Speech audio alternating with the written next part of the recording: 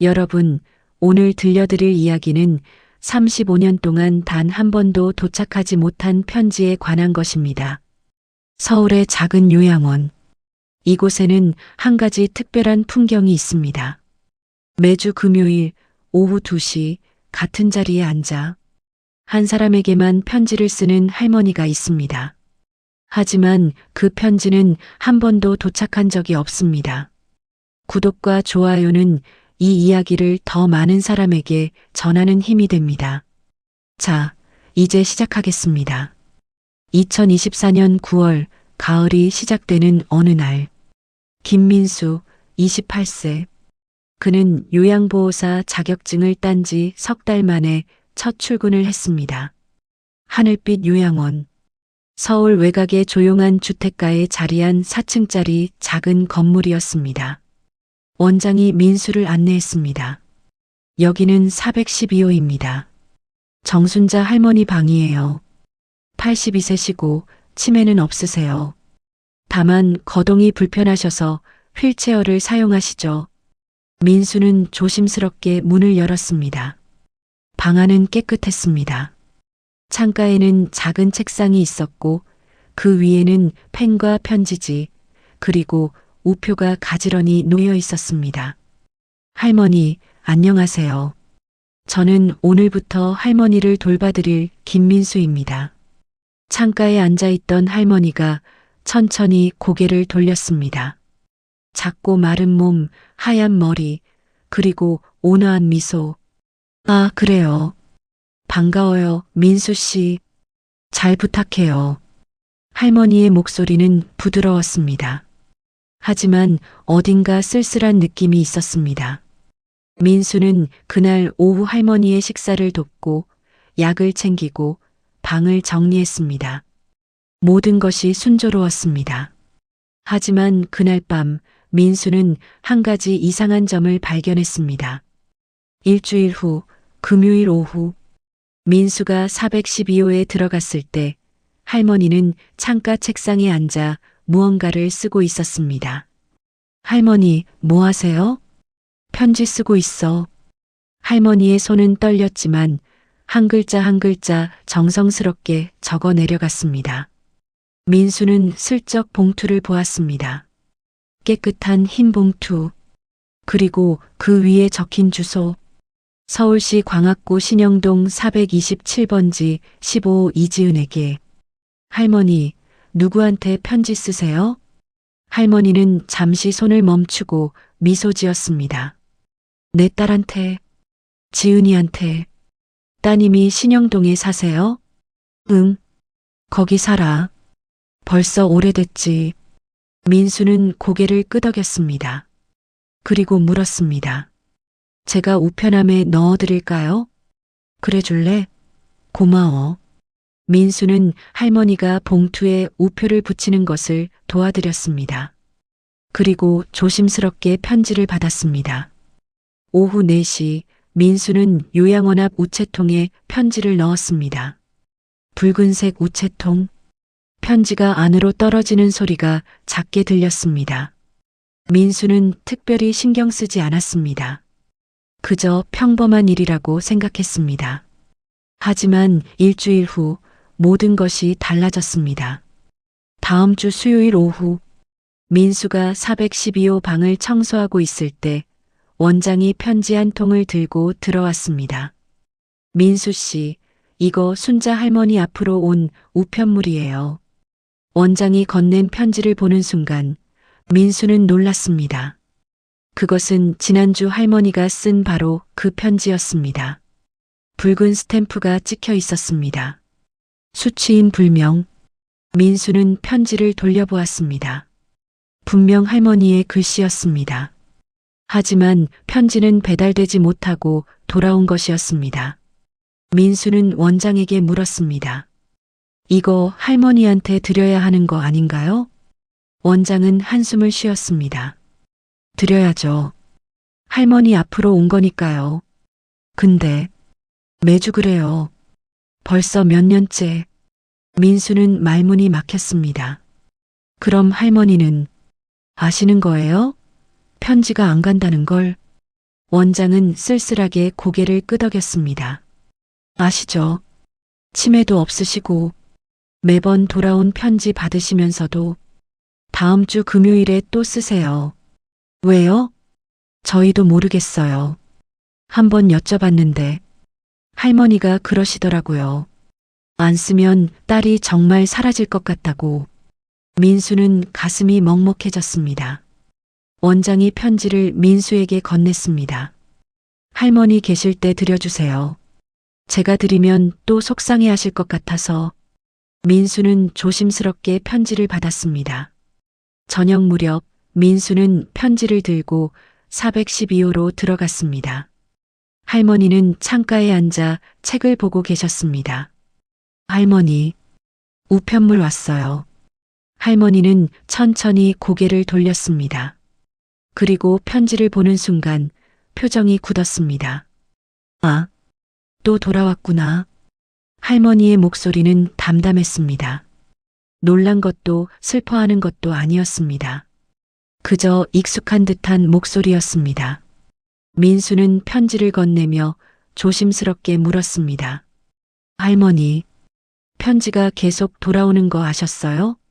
할머니는 편지를 받아들고 한참을 바라보았습니다. 응, 알고 있어. 민수는 아무 말도 할 수 없었습니다. 할머니는 계속 말했습니다. 처음엔 몰랐지. 주소가 잘못된 줄 알고 고쳤었어.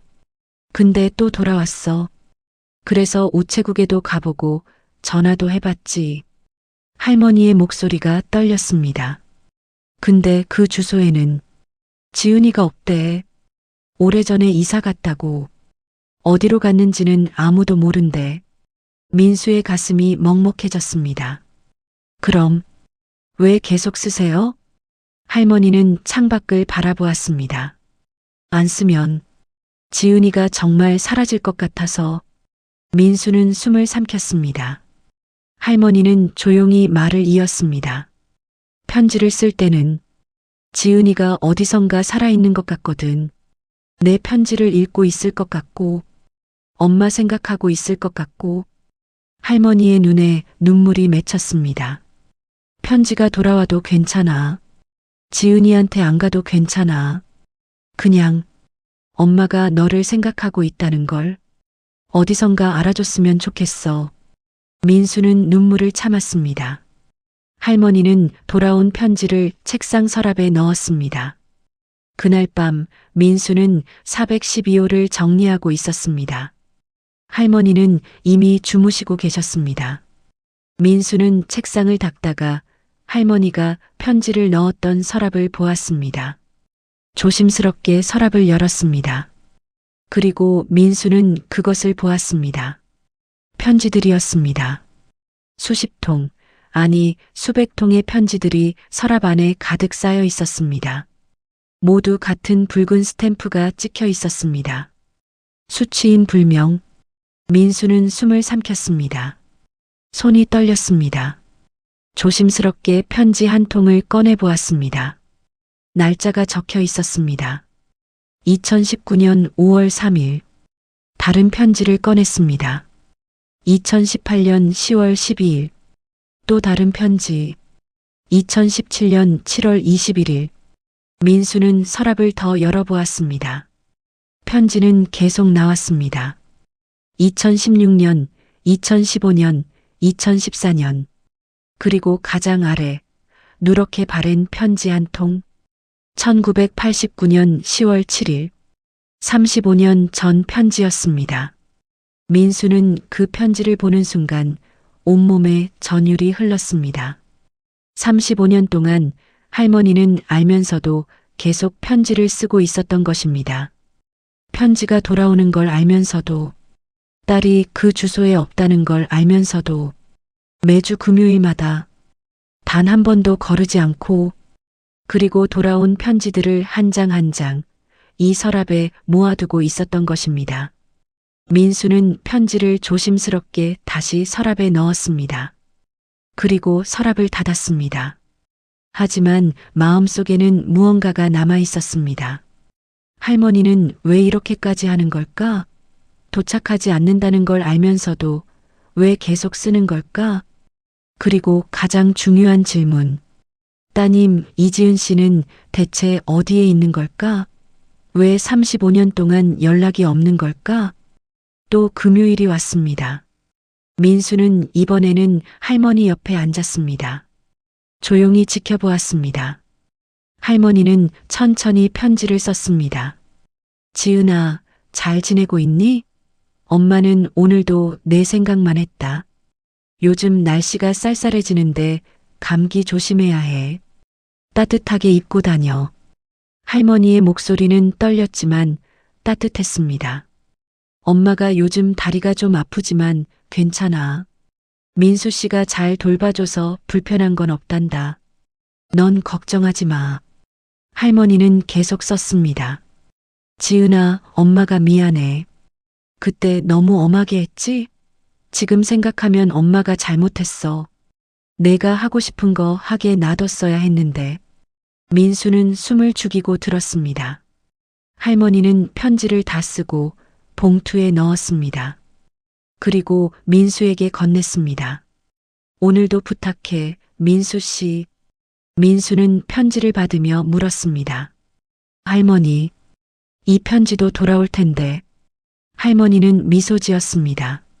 슬프지만 따뜻한 미소였습니다. 괜찮아. 엄마 마음은 전해질 거야. 어디선가. 민수는 더 이상 묻지 못했습니다.